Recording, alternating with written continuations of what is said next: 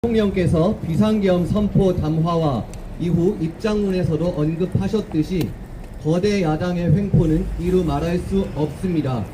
무려 29차례의 탄핵 남발, 지난주 법원에서 대통령의 구속 취소가 인용되자 민주당에서는 검찰총장마저 탄핵시킬 수 있음을 시사했습니다. 대한민국 헌정사상 이렇게 많은 탄핵 발의가 있던 시절은 지금이 유해합니다. 탄핵 사유 역시 이해하기 어렵습니다. 저는 주로 행안부 장관, 방송통신위원장 같은 고위 국무위원들의 탄핵 소식만 접하다 보니 이 정도인 줄은 몰랐으나 더불어민주당의 이재명 대표 연루 사건을 조사하던 검사들마저 탄핵되어 있었습니다. 또 방송통신위원장의 경우 임명장을 받은 뒤 이틀 만에 탄핵되었고 거의 반년에 가까운 기간 동안 방통위는 수장이 없는 상태로 업무를 해왔습니다. 대체 임명장 수여 이틀 뒤에 바로 탄핵 소추안을 가결시킬 만큼 중대한 잘못이 있었는지 선뜻 이해하기 어렵습니다. 맞습니다. 또한 더불어민주당 이재명 대표께서는 본인과 연루된 사건의 수사 진행과 관련하여 불체포 특권 포기를 줄곧 주장하셨는데 본인 사건을 수사하는 검사를 한 명도 아닌 4명 이상을 탄핵시킬 이유가 있습니까? 없습니다. 이것이야말로 유서불위의 권력이며 진짜 내란 아닙니까?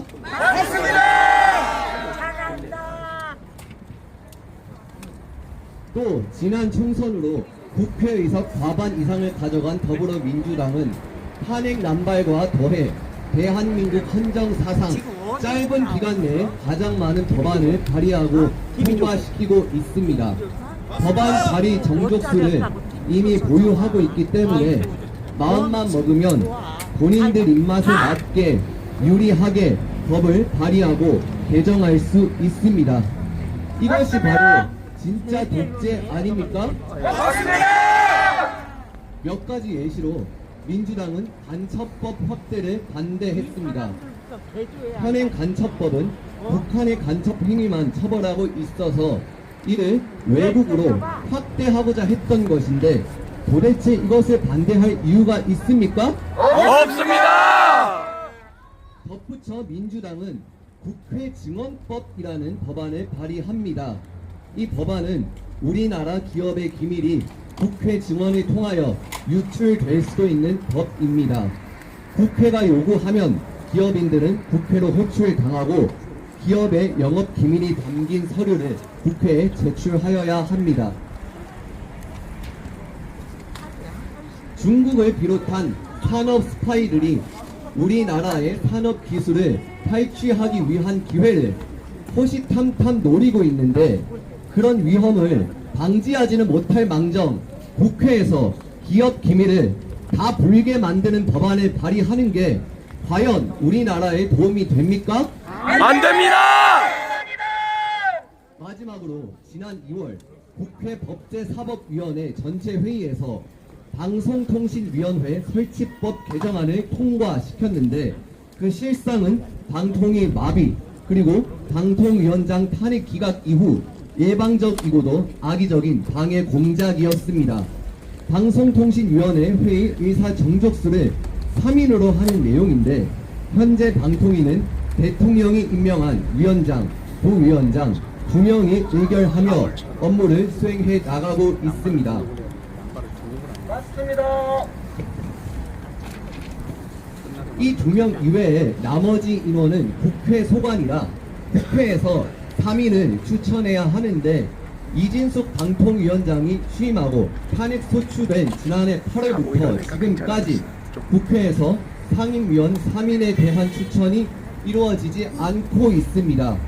이러한 상황 속에서 방통위는 호우피해 지역 수신료 면제와 같은 긴급 현안을 2인으로 의결해 나갔는데 이 정족수를 3인 이상으로 하는 법률 개정안이 통과되어 효력이 발생하면 그야말로 방통위는 업무를 할 수 없는 마비 상태에 놓입니다.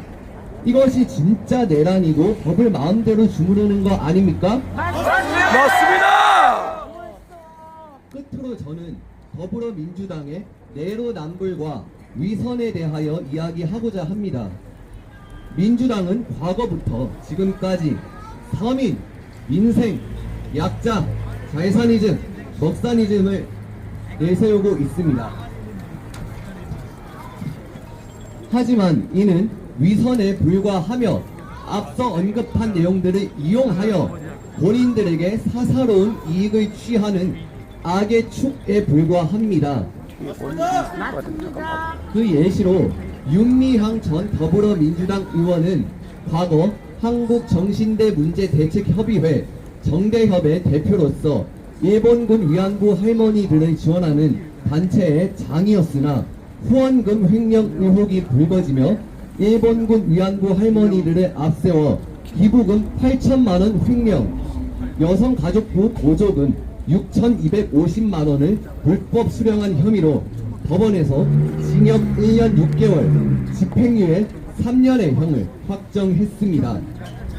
이 윤미향 전 의원의 횡령을 고발한 분은 일본군 위안부 피해자이신 이용수 할머니셨습니다. 맞습니다. 당시 중학생이었고 기자회견을 하시며 정말 피눈물을 흘리는 할머니의 모습을 보며 저 역시 마음이 아팠고 어떻게 사람이 저렇게까지 악하고 파렴치할 수 있는지 분노가 치밀었습니다. 또한 더불어민주당의 이재명 대표께서는 전과가 무려 4범이며 과거 학생으로 발생한 전과도 아닙니다. 검사 사칭, 선거법 위반, 음주운전, 특수공무집행 방해, 어떻게 이런 전적을 보유한 사람이 대한민국 제1야당의 대표이고 또한 대선 주자로 내세울 수 있습니까? 맞습니다.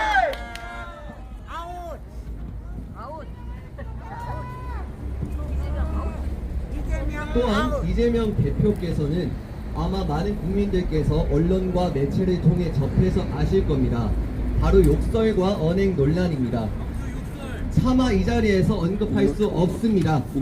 어떻게 그런 윤리적 의식과 언행을 일삼은 사람에게 이토록 환호할 수 있습니까? 맞습니다. 민주당 지지자분들은 이러한 위선적인 행태에 답변해 보십시오. 이들은 본인들 외에는 악을 주장합니다. 대학생으로서 또 국민으로서 이러한 민주당의 내로남불 위선적인 행태에 분노를 금할 수 없습니다. 맞습니다. 구호 한번 외치고 다음 연사로 넘어가겠습니다. 제가 민주당은 하면 각성하라 해주십시오. 민주당은 각성하라. 민주당은 각성하라. 민주당은 각성하라. 감사합니다. 야! 첫 번째 순서로 정원 선배님께서 연사하시겠습니다. 큰 박수 부탁드립니다.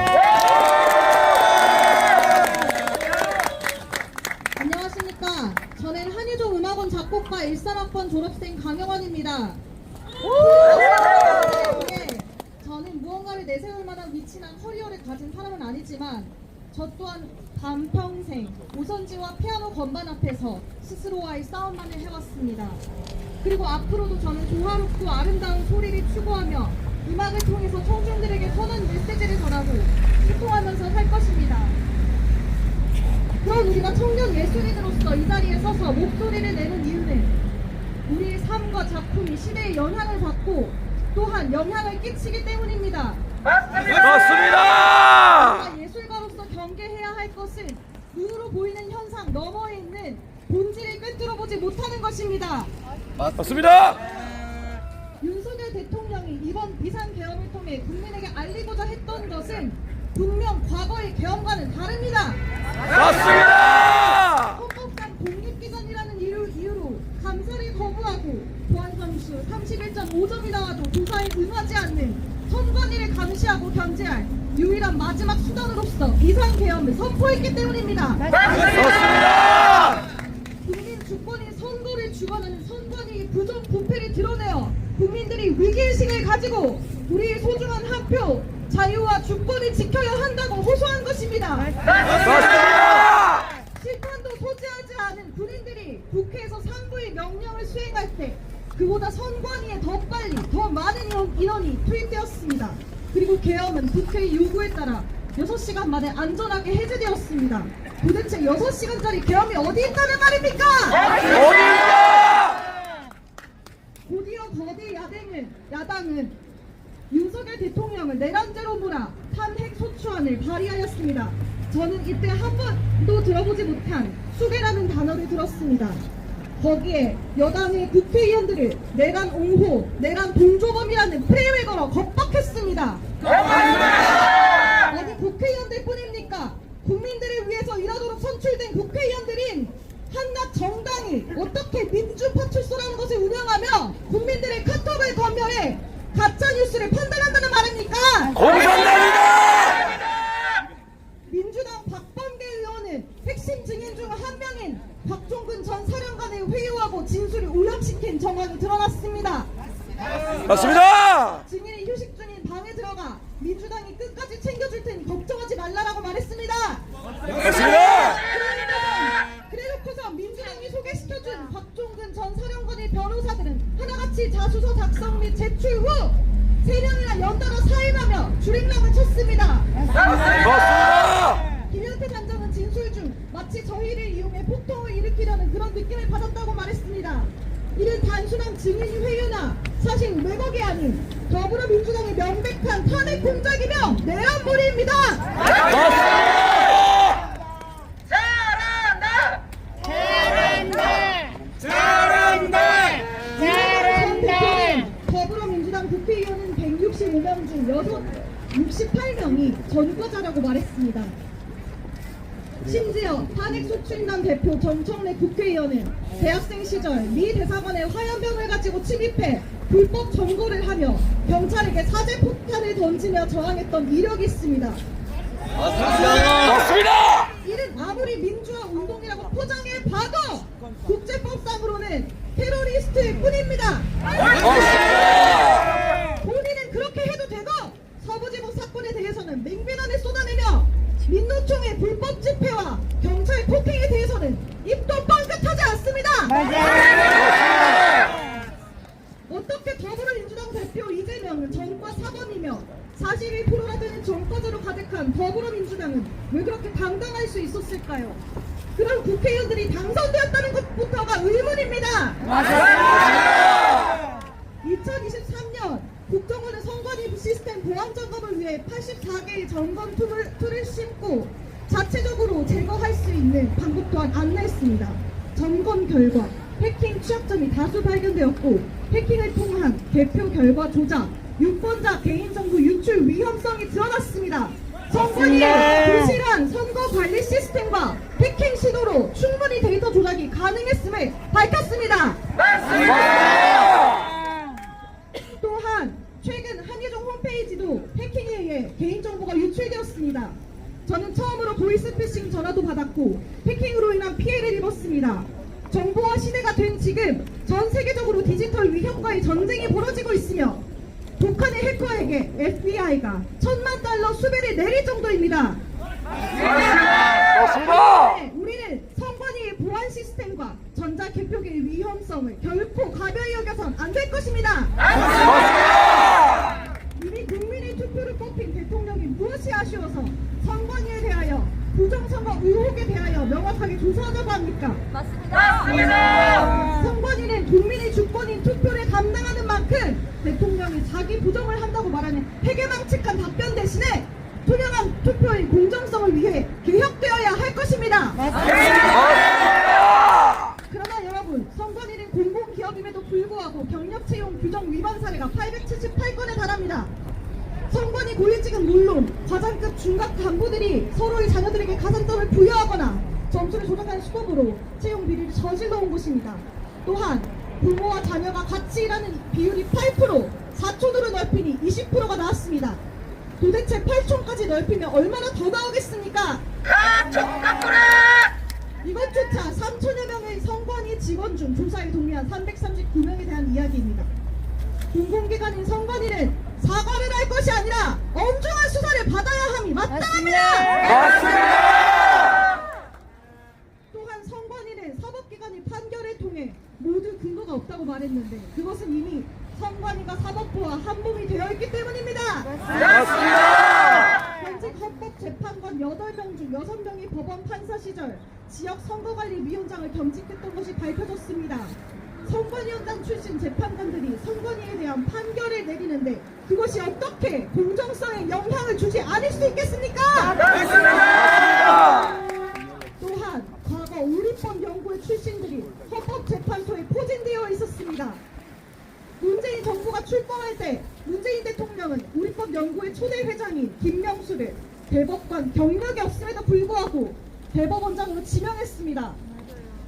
그 후로 김명수 대법원장은 법관 인사에서 우리법 연구회 출신 그리고 그 후신으로 평가되는 국제인권법 연구회 출신을 집중적으로 핵심 요직과 수뇌부로 승진시켰습니다. 맞습니다. 우리법 연구회 출신인 문형배 권한대행, 이미선, 정계선, 박범계 더불어민주당 국회의원, 오동훈 공수처장, 이광범 변호사, 그리고 마은혁 후보까지 핵심 인물들을 한번 거론해 보겠습니다. 문형배 권한대행은 더불어민주당 이재명과 연수원 동기이며 노동법 학회에서 같이 활동하였습니다. 우리법 연구회 회장 출신이며 그의 블로그에 우리법 연구회에서 내가 가장 좌측에 있다고 밝혔습니다. 국제인권법 연구회 이미선 재판관은 인사청문회 과정에서 자신과 남편이 주식을 가지고 있는 회사와 관련된 재판에 관여한 사실이 드러났고 남편 오충진 변호사 또한 판사 재직 시절 관련된 사건에 맡은 적이 있으며 승소 판결 이후 추가로 주식을 매입한 사실이 공개되었습니다. 맞습니다. 태양광 산업을 주력으로 하는 OCI 그룹의 계열사 이테크 건설의 주식을 대량 보유했었고 이는 문재인 정부가 추진했던 태양광 산업과 결을 같이 하는 것입니다.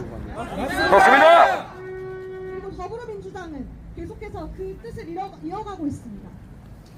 정계선 재판관의 배우자 황필규 변호사는 윤석열 탄핵 촉구 시국선언에 동참했으며 우리법 연구회 출신입니다. 그는 공익인권법 재단 공감의 변호사로 활동하고 있는데 해당 재단 법인의 이사장이 국회 탄핵소추 대리인당 공동대표인 김희수 변호사입니다. 김희수 변호사는 유일하게 국가이적단체로 규정되어 해산된 통합 진보당의 해산 시에 유일하게 반대 의견을 냈던 사람입니다. 맞습니다. 정정미 재판관은 김명수 전 대법원장이 지명한 인물입니다. 국회 인사청문회 당시 대한민국의 주적이 누구냐는 물음에 우리나라 주적에 대해 개인적 견해를 밝히는 것은 부적절하다고 답했습니다. 정정미 재판관 역시 남편 김병식 법관과 함께 선관위 위원장을 맡기도 했습니다. 앞서 들으신 것과 같이 공정하고 투명해야 할 사법기관인 헌법재판소는 이해 충돌 소지가 다분한 판사들로 구성되어 있습니다. 맞습니다. 문형배 권한대행이 윤 대통령 탄핵심판 변론에서 자신은 독단적으로 변론을 하는 것이 아니며 테스크포스 TF팀이 써준 대본대로 진행할 뿐이라고 말했습니다. 말도 안 된다. TF팀에는 선임 헌법연구관이 팀장이며 10명 규모입니다. 그들 중에는 중국 출신으로 강력하게 의심되는 이진, 성왕, 오헌, 배중환하는 헌법연구관들이 있습니다. 맞습니다. 국민이 뽑은 대통령을 재판하는 구성원에 왜 다른 국적이 의심되는 사람들로 구성되어 있는 것입니까? 맞습니다. 이는 대한민국 국민으로서 심각하게 우려되는 상황이 아닐 수 없습니다. 맞습니다.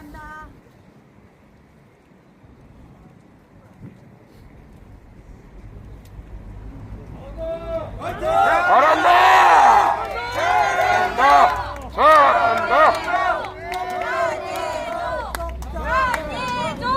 이와 같이 일정한 단체에 속한 판사들이 서로 협력하여 자신들의 이익을 추구하는 것, 이것을 우리는 사법파이들이라고 부릅니다. 소리가 작아가지고 또한 선관위를 비판한 부분을 민주당이 고발하겠다고 하는 사실도 있습니다. 도대체 이 나라가 어디까지 줄줄이 사탕으로 엮여서 썩어 문드러져 있는 것입니까? 맞습니다. 대통령의 비상 계엄이 없었다면 우리는 지금까지도 국민의 주권이 침해당하고 있는지도 모르고 있었을 것입니다. 맞습니다.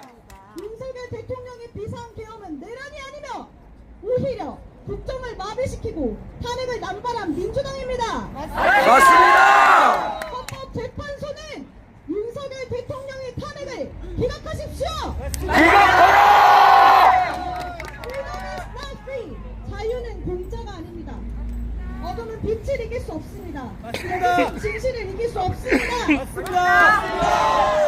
우리가 사랑하는 대한민국이 세워진 자유민주주의가 자유와 평등과 평재의 곧 사랑이라는 소중한 가치를 잊지 않기를 바랍니다. 맞습니다. 빠른 시일 내에 윤석열 대통령이 복귀되고 국정 운영이 정상화되어 공의와 정의가 상식이 되는 올바른 나라가 되었으면 좋겠습니다. 맞습니다. 마지막으로 초대 대통령 이승만 박사의 유언을 읽고 마치도록 하겠습니다. 나라를 한 번 잃으면 다시 찾기가 얼마나 어려운지를 우리 국민은 잘 알아야 하며 불행했던 과거사를 거울 삼아 두 번 다시 종의 멍에를 매지 말아야 한다. 이것이 내가 우리 국민에게 주는 유언이다. 이제 저희 천명이 다하여 가매 아버지께서 저에게 주셨던 사명을 감당치 못하겠나이다. 몸과 마음이 너무 늙어버렸습니다. 살아온건데 우리 민족의 앞날은 주님의 은총과 축복이 함께 하시옵소서. 맞습니다. 우리 민족을 맞습니다. 오늘께 맡기고 가겠습니다. 우리 민족이 굳세게 서서 국방에서나 경제에서나 다시는 종의 멍에를 매지 않게 하여 주시옵소서. 감사합니다. 야, 잘한다. 잘한다. 한예종, 한예종, 한예종, 한예종. 세 번째 연사해주신 우리 강영원 선배님께 다시 한번 큰 박수 부탁드립니다. 마지막으로 하이브리드 전에 대한 주제로 졸업생 함초롬 선배님께서 연사하시겠습니다. 큰 박수 부탁드립니다. 저는 한국예술종합학교 영상은 영화과를 졸업하고 현재 19출판사를 운영하고 있는 함초롱입니다. 오늘 저희 목소리가 학우들 전체의 입장을 대변하는 것은 아닙니다. 저희는 창조적 소수를 지향하는 학교인 한국예술종합학교 내에서도 오늘 이 자리에 용기를 내어 나온 소수이기 때문입니다. 하지만 그럼에도 반대한민국 정체성으로 국정 운영의 발목을 잡아온 거대 야당의 폭거에 침묵할 수 없어서 이렇게 나섰습니다. 한예종 졸업 후 저는 왕가희 감독님 영화 배급사에서 사회생활을 첫 가을 때였고 그 인연으로 출판사 창업 후 왕가희 감독님과 함께 책을 출판했습니다. 여러분, 1998년에 홍콩을 기억하십니까? 중국에 반환되기 이전인 90년대 홍콩에 대한 향수가 그리울 때 보는 것이 왕가의 영화입니다. 우리가 영원히 잃어버린 홍콩의 자유는 지금 왕가의 영화 속에만 존재하는지도 모릅니다. 홍콩이 중국에 반환된 직후 1998년부터 중국 공산당 엘리트들 사이에서 널리 읽혔던 책이 초한전입니다. 중국의 손자병법을 본따 일상의 모든 곳에서 피 흘리지 않고 보이지 않는 전쟁을 하자는 것입니다. 중국은 13억 인구 중 시진핑에 충성하는 공산당 당원들이 2천만 명이 있는 나라입니다. 이들의 로드맵은 중화인민공화국 건국 100주년인 2048년이 될 때까지 세계 패권을 장악하는 것입니다.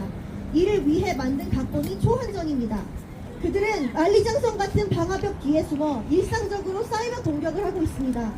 AI 모긴을 활용한 여론 조작 또한 최근 논란이 되고 있습니다. 그중 적을 심리적으로 가장 무력하게 만들었던 효과적인 전술이 코로나19로 알려진 우한 폐렴이었습니다. 프리홍콩 무브먼트가 2019년 중국의 코로나 동작으로 인해 좌절되었기 때문입니다. 그리고 중국 공산당이 비밀리에 임명한 사람들이 세계보건기구 같은 국제기구의 수장이 되어 코로나 바이러스 은폐에 앞장섰습니다. 한편 전직 우한 대학 교수였던 민주당의 모 국회의원은 코로나 초기 발병 당시 국내에 마스크 대란이 일었을 때 오히려 수백만 장의 마스크를 사재기해 전 세계에 실어서 중국 우한으로 보냈습니다. 참 부끄러운 모습이 아닐 수 없습니다. 이공사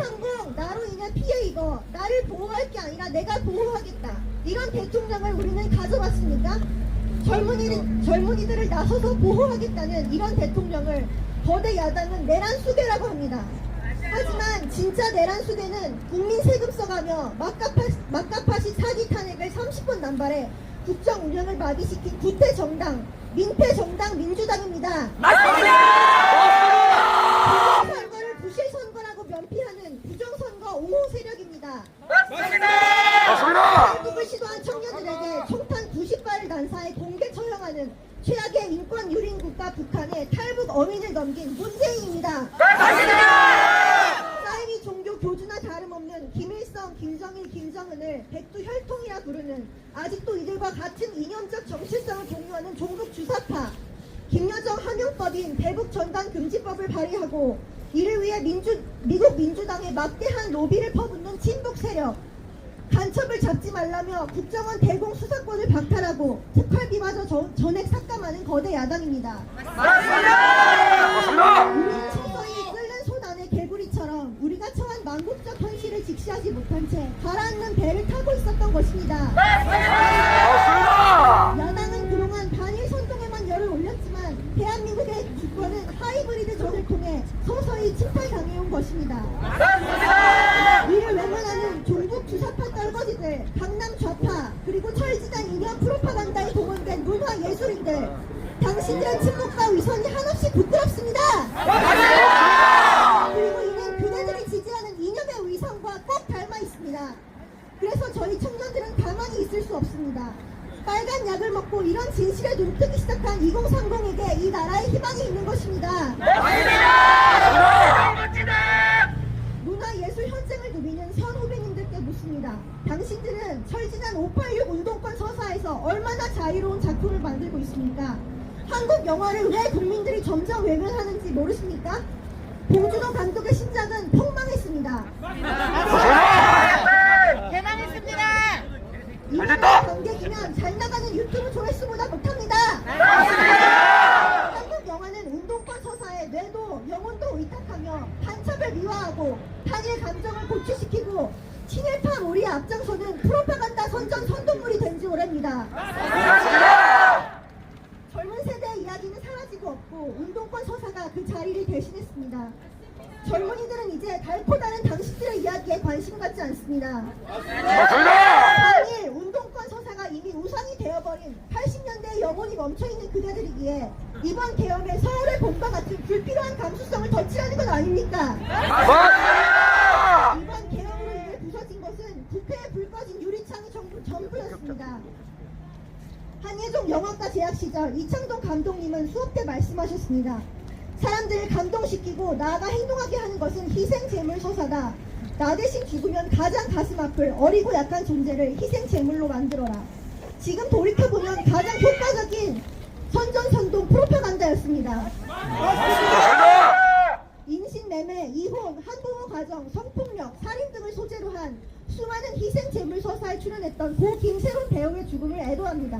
그 배우를 처음 발굴하셨던 감독님은 깐느까지 진출했던 김세론 배우가 사회적으로 매장당하고 생활고에 힘겨워할 때 보호해 주셨습니까? 혹은 김세론 배우의 죽음 이후 공개적으로 나서서 애도를 표하신 적 있습니까? 없습니다. 영화계는 친중머니 없이는 돌아가지 않는가 봅니다. 배우 김수현이 알리바바 픽처스로부터 115억 원 투자받아 만든 영화 리얼 오프닝에는 오상홍기를 흔드는 중국 공산당원의 로고가 등장합니다. 한국 영화계는 가정해체, 아동학대, LGBTQ, 반일 선전을 옹호하는 작품 제작에 몰두하며 전세계 PC주의 아젠다를 쫓아 한국 영화의 위상을 높여왔습니다. 그런데 늘 비슷한 얼굴을 맨날 보는 배우들이 천문학적인 개런티를 챙겨갈 동안 우리 세대의 이야기를 하는 청년 영화 감독들은 왜 보이지 않습니까? PC 충돌 입맛에 맞는 해외 영화제 찾아다니는 예술인들이 후배 예술인들 사다리를 차버린 것은 아닙니까? 한국 영화 스텝 중 졸업 후 생활고로 알바를 병행하지 않은 사람들이 얼마나 있습니까? 가정을 꾸리고 아이를 낳은 사람들이 얼마나 있습니까? 적용하던 또 다른 양대산맥인 출판업계는 또 어떻습니까? 대한민국 출판계는 통영당 간첩이었던 시경복을 위대한 사상적 대구로 포장하고 북한으로부터 글씨체를 사사받은 그의 글씨체를 신형목체로 포장해서 책 표지에 쓰고 있습니다. 김일성의 세기와 더불어가 신형목의 더불어 숲으로 이것이 다시 더불어민주당이 된 것입니다. 맞습니다. 대한민국 출판계는 30년 넘도록 이렇게 소리 없는 하이브리드 전쟁을 치러온 것입니다. 맞습니다. PC주의에 물든 영미권 사상을 표절하며 한국 독자들을 기만하면서도 부끄러움을 못 느낍니다. 한국 에이전시가 러시아 돈줄에 장악된 영미권의 PC주의 서적들을 비싼 값에 경쟁에 붙이고 한국의 대형 출판사들이 주요 서점의 매대를 사재기 해서 이를 베스트셀러로 포장하면 강남 좌파가 이를 읽고 SNS에 개똥 철학을 올립니다. 맞습니다. 책을 팔아 출판업계를 건강히 살찌우는 것이 아니라 부동산 투자에 올인한 결과 파주 출판 도시는 지금 부동산 거품으로 망하기 직전입니다. 맞습니다. 한국 출판계가 늘 불황인 이유입니다. 오늘 저희가 서초동이나 석관동이 아닌 대학로 캠퍼스에서 시국 선언을 한다며 비판하는 목소리가 있습니다. 하지만 서울 성관위와 같은 건물을 쓰고 있는 대학로 캠퍼스가 있기에 저희는 옹족해도 대통령 계엄 선포의 가장 큰 트리거가 된 부정선거 본진 앞에서 이렇게 목소리를 낼 수 있습니다. 멋지다. 잘했다. 전 세계는 부정선거로 몸살을 앓고 있습니다. 캐나다는 중국의 선거 개입에 기물을 포착하고 틱톡을 금지시켰습니다. 미국에서는 트럼프 재선을 가능하게 했던 지지 세력 마가가 소리 높여 부정선거 척결을 외쳤습니다. 우리나라 중앙선관위의 A웹이 개발도상국의 선거 시스템을 지원하면서 많은 부정선거 논란이 일었고 키르기스탄, 콩고, 이라크 등에서는 시민들이 부정선거를 주장하며 거리로 쏟아져 나왔습니다. 맞습니다. 내 딸 착하니까 채용했다며 부모 찬스로 선관위 직원되어 꿀 빠는 것이 관행이고 특정 지역 출신 인사들이 선관위 요직을 장악하고 있는 이곳에서 상식적으로 투명하고 공정한 선거를 기대할 수 없습니다. 맞습니다. 늘 갑질에 핏대 올리는 문화예술인들, 선관위 카르텔은 왜 안 걷습니까? 왜 편파적으로 침묵합니까? 이해할 수 없습니다. 맞습니다.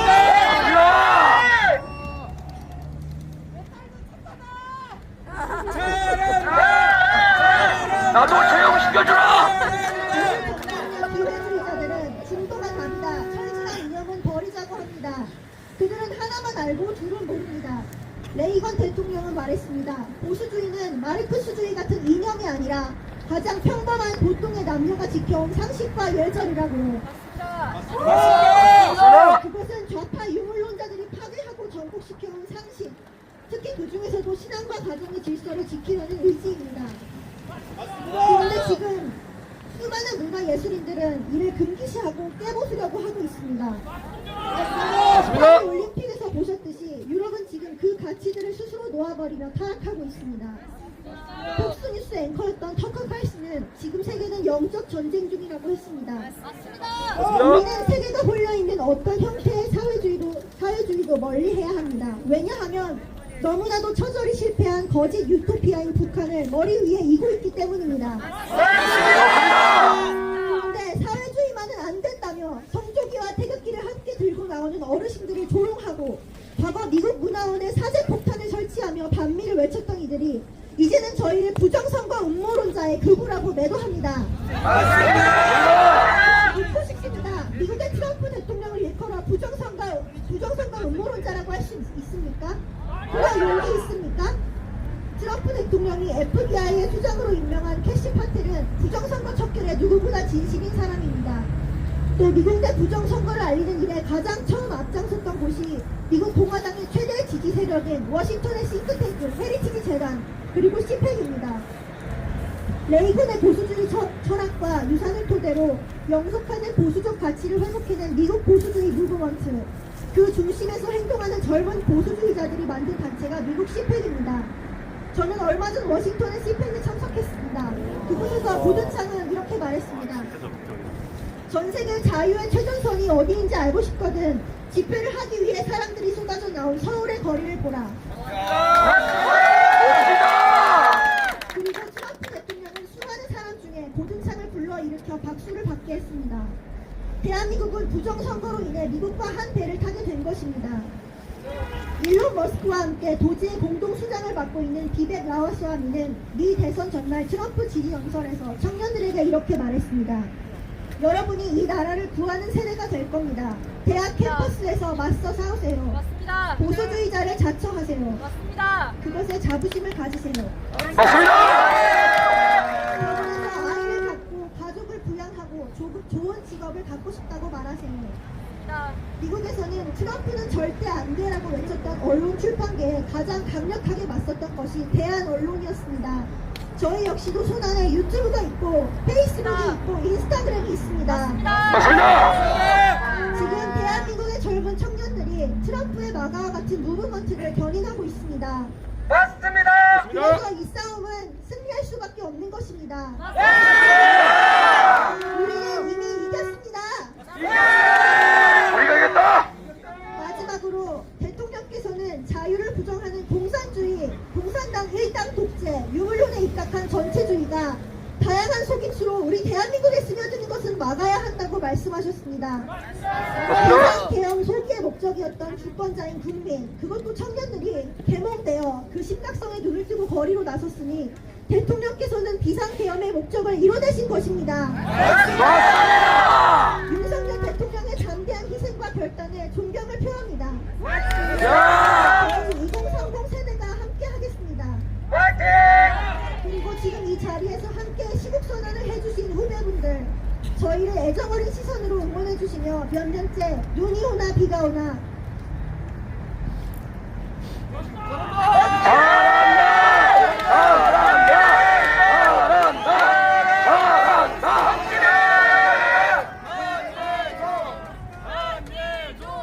광화문에서 자유 대한민국을 외쳐오셨던 수많은 애국 시민분들께 존경과 감사의 말씀을 올립니다.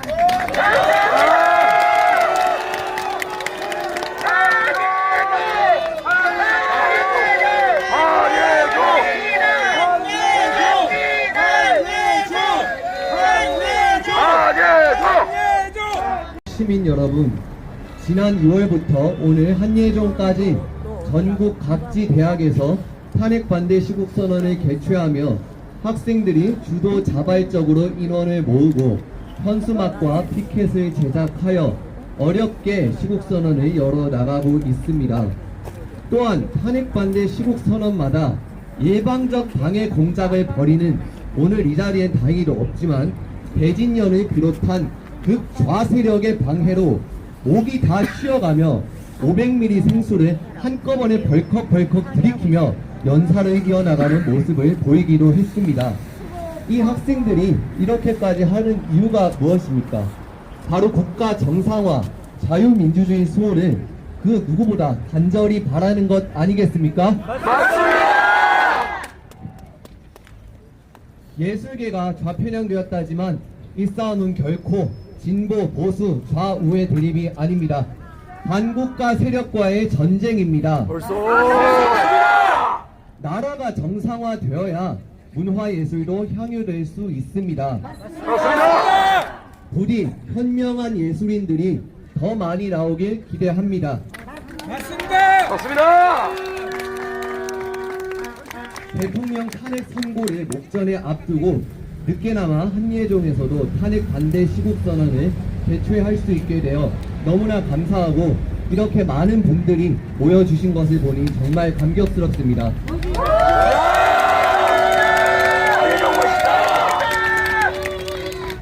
정말 대통령의 사기 탄핵이 비각화되고 직무 복귀하셔서 이 나라가 정상화 될 것이라 믿어 의심치 않습니다. 여러분들의 모든 도움이 있었기에 일사천리로 이 시국선언을 준비하고 이렇게 성황리에 끝낼 수 있었습니다. 감사합니다. 한예종 잘한다. 네, 다시 날씨가 추워진다고 합니다. 감기 조심하시고 자유민주주의를 지켜내는 그날까지 우리는 싸울 것입니다. 그리고 이길 것입니다. 마지막으로 구호 한번 외치고 애국가 재창한 뒤에 마무리하겠습니다. 싸우자! 싸우자! 이기자! 이기자! 자유 대한민국 만세! 감사합니다. 이상으로 애국가 재창하고 마치겠습니다. 한예종!